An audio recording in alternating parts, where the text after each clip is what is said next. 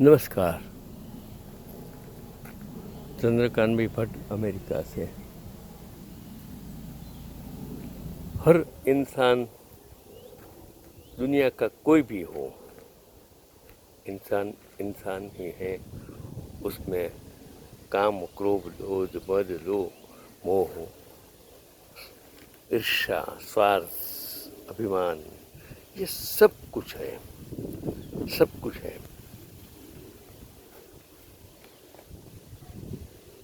तो ये ईश्वर ही ने आप में बनाई हुई न्यूरॉन, आप में शरीर में न्यूरॉन है जो आपको ईर्ष्या करता है। आप में माया है, आप में मोह है, आप में लालच है, आप गलत काम करते हो। तो फिर आप यही कहेंगे कि जो भी होता है वो ईश्वर की मर्जी से होता है, वो गलत चीज़ है।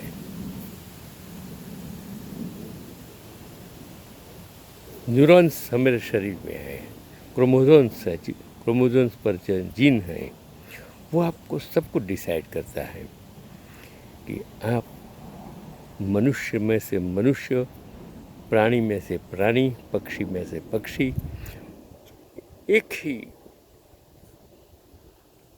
जो अंडे, अलग अलग अलग अलग अंडे, उसमें जो लिक्विड्स हैं वो सिर्फ येलो और वाइट रंग का लिक्विड्स है,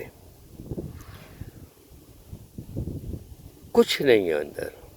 तो फिर जब टूटता है तो वो कलरिंग पक्षी, बर्ड्स कहाँ से आते हैं, किस तरह बनते हैं, कौन ये रंग डालता है, वो जेनेटिक साइंस है।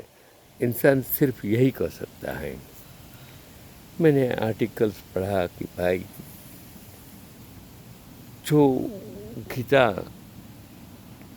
समझने की कोशिश आप कीजिए, जिसने भी लिखा, जो भी लिखा, उस वक्त के, उस जमाने में, उस अनुसंधान में, भौगोलिक स्थिति में, ऐतिहासिक परिस्थिति में जो भी लिखा, तो अर्जुन ने कृष्ण से कहा कि हे केशव, मुझे मोह, माया, लालच, ईर्ष्या जैसी सभी बुरी भावनाओं को समझाओ।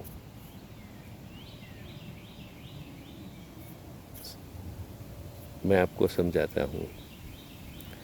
तब कृष्ण ने कहा,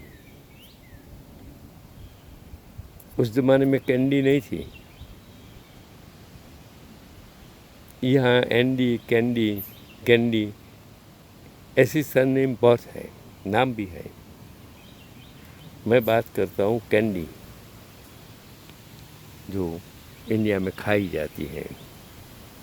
तो कैंडी खाते समय आप अपनी एक हथेली कैंडी के नीचे रखते हैं, है ना? इसे कहते हैं मोह, गिर न जाए।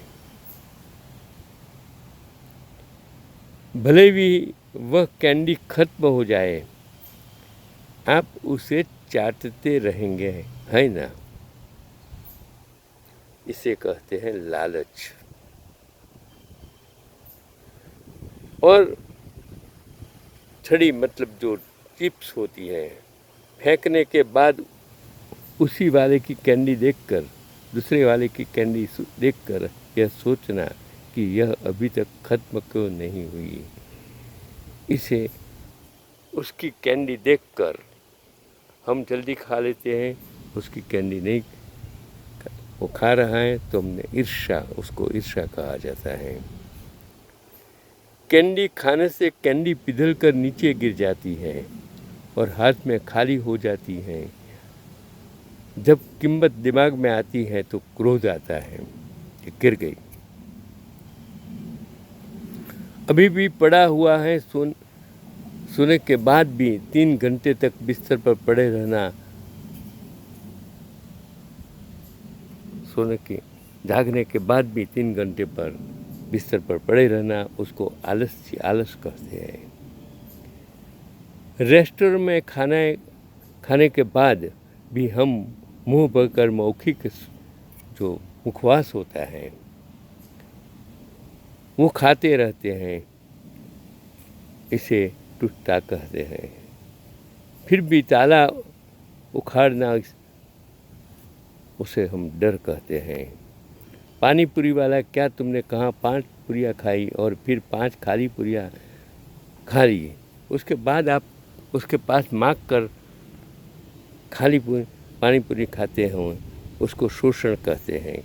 कि आप पहले 5 पानी पूरी खा लेते हैं, बाद में बोलते हैं कि थोड़ा मुझे और भी दे दो, तो वो ब्लैंक मतलब पूरी पानी पूरी आपको आप एक्स्ट्रा मुफ्त में दे देते हैं।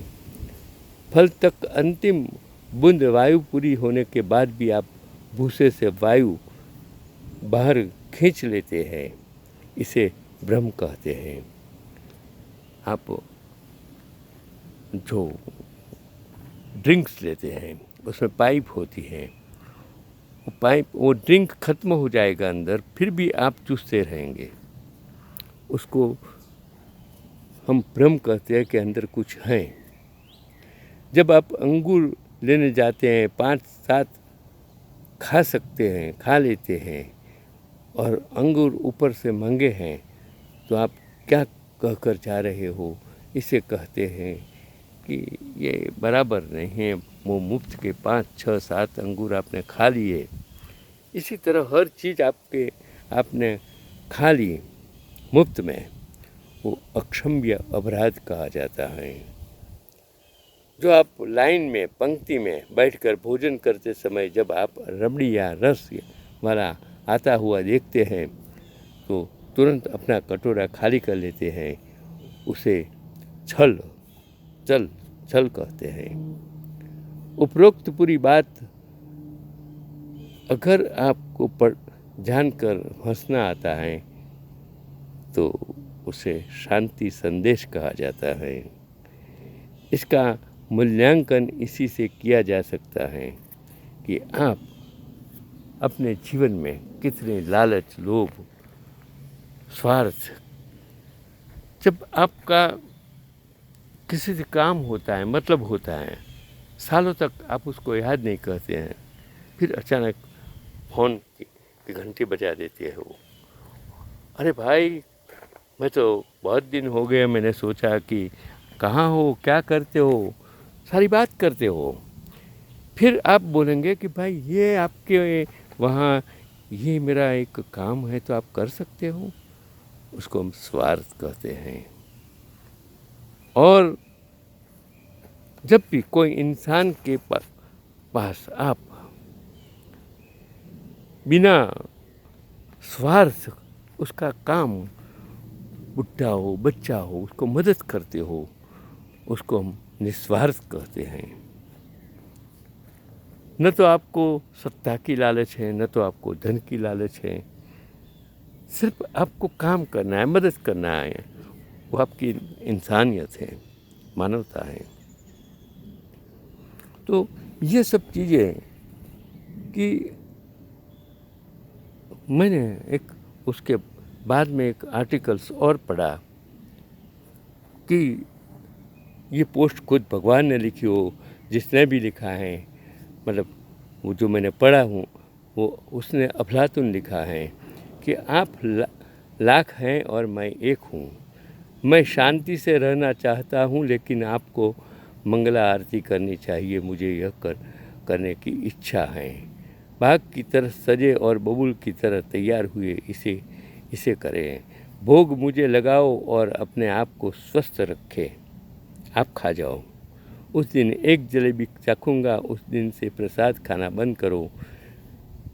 किया जाएगा, मुझे पता है कि शादी नहीं होती है, उसे मंगल फेरा चाहिए, कोई बच्चे नहीं, उसे एक घोड़ी चाहिए, किसी को नौकरी चाहिए तो किसी को लड़की, किसी विशेष व्यक्ति को माता पिता नहीं चाहिए, लेकिन संपत्ति हर कोई से चाहता है। कोई कमाना चाहता है तो कोई चोरी नहीं चाहता, किसी को बाज़ार में ले जाओ, जो कोई भी मुफ्त जाना चाहता है, लेना चाहता है, खरीदना चाहता है, किसी को रोटी चाहिए तो किसी को ओटला चाहिए सोने के लिए। जो आता है हर रोज़ मंदिर में आकर घंटी खटखटाता है मेरे सामने, और मेरे कान तो मैं सुन नहीं सकता। मैं किसी के लिए काम नहीं करता तो मुझ पर विश्वास गिरता है, अविश्वास गिरता है। एक काम एक का काम हो गया तो मुझे बहुत अच्छा लगाकर आप महाभोग लगाते हो, और बारिश नहीं होती तो तुम यज्ञ करते हो। आसमान गिर रहा ऐसा आपको लगता है तो मुझे परेशान मत करो, यह कहा जाता है। लेकिन सच बताओ, मैं नहीं कर रहा हूँ, नहीं मैं शादी कर रहा हूँ, नहीं वह किसी को रिहा करता हूँ, न किसी की शादी कराता हूँ, न किसी को मदद करता हूँ। मैं जंगल नहीं काटता। आप हाई राइज, मैंने जंगल बनाए, आपने हाई राइज काट कर हाई राइज बनाए। आपने, मैं अमीर नहीं हूँ, मैंने अमीर भी नहीं बनाया, मैंने गरीबी भी नहीं दी। आपके लिए एक हरी धरती देते रहता, यही आप इसे रखते हैं। इसमें मेरी गलती क्या है? आप हरी इस ज़मीन को, इस पेड़ पौधों को, इस काट रहे हो। वो नदियाँ जो मैंने बनाया, आपके लिए बनाया, उसे आप काट रहे हो। तो उसमें मेरी गलती क्या है? मैंने परमाणु दिया और तुमने परमाणु बम बना दिया, उसमें मेरी गलती क्या है? ये मैं आपको कैसे शांति दे सकता हूँ? सच बताओ, आप मुझे क्या, आप भगवान पर विश्वास करते हो? मैं आपका नौकर नहीं हूँ, मैं आपका नौकर नहीं हूँ। मैंने आपको बनाया लेकिन फिर आपका नौकर नहीं हूँ। प्रार्थना की आड़ में आप केवल ऑर्डर करें। क्या आप, या और क्या आप मुझे ऑर्डर कर सकते हो? क्या वह आपको चाहिए? यद्यपि आप सेवा करते हैं, मैं किसी की नहीं सुनता। सेवा करना आपका गुणधर्म है। मैं मैरिज ब्यूरो नहीं चलाता जिसमें से आपको आपकी शादी करवा। मैं रोज़गार विनिमय की ऑफिस नहीं चलाता, मैं आपको रोज़गार नहीं देता हूँ। मैंने किसी का कुछ बिगाड़ा नहीं है, नहीं चाहता हूँ। तो आप क्या करते? मुझे श्रीफल चढ़ा कर और आप मुझे बढ़ावा देते हैं, चढ़ावा देते हैं। जो देना था वह मैंने आपको दे दिया है। अब मेरे पास कुछ नहीं है। कृपया अब ज़्यादा मांग कर मुझे शर्मिंदा मत कीजिए, मत कीजिए। जो कहता है आपका काम, जो करता है आपका काम हो जाएगा। मेरा कोई नहीं सहायक या कमीशन एजेंट मैंने नियुक्त नहीं किया है, इसलिए ऐसे लोगों से बचे।